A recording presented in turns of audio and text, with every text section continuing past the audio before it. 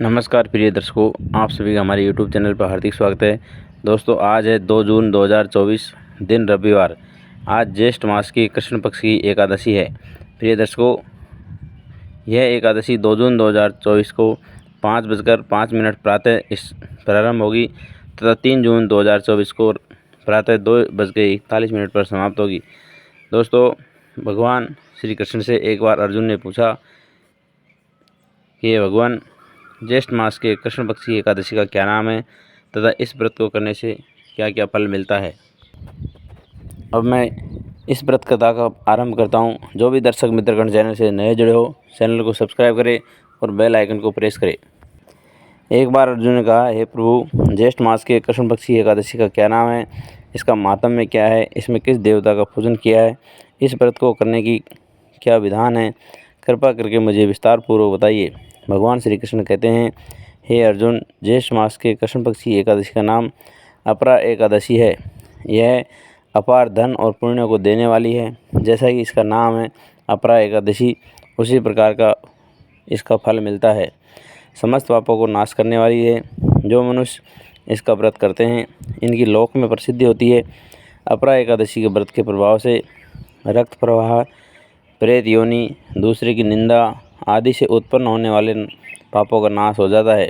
इतना ही नहीं, स्त्री गमन, झूठी गवाही, असत्य भाषण, झूठा वेद पढ़ना, झूठा शास्त्र बनाना, ज्योतिष के द्वारा किसी को भरमाना, झूठा वैद बनकर के लोगों को ठगना, इन सभी भयंकर पापों से अपरा एकादशी के व्रत करने से नष्ट हो जाते हैं।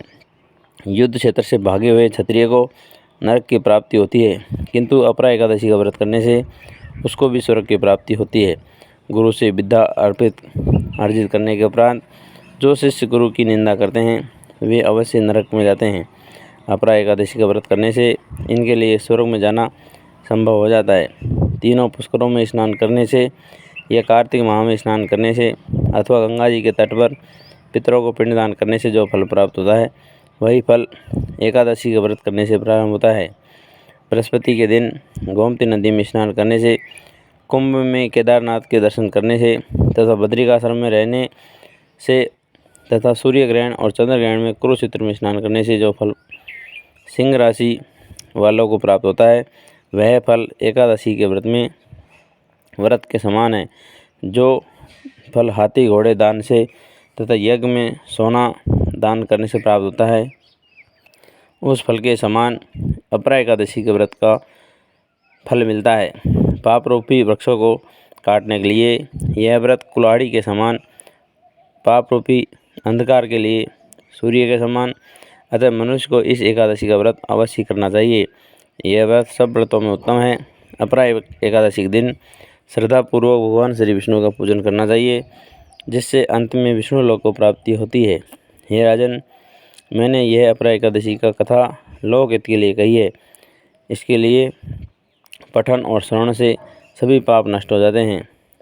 कथा का सार, अपरा एकादशी अर्थात अपार या अतिरिक्त जो प्राणी एकादशी का व्रत करते हैं, उन्हें भगवान श्री हरि की अतिरिक्त भक्ति प्राप्त होती है।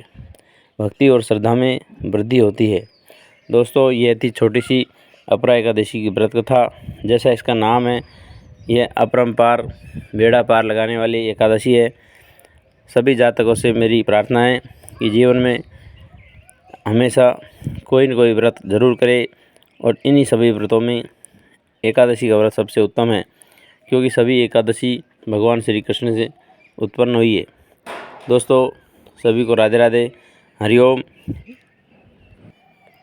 एकादशी का दिन हो चाहे कोई भी शुभ दिन हो, जो बन सके सत्कर्म करे। सभी को राधे राधे, हरिओम।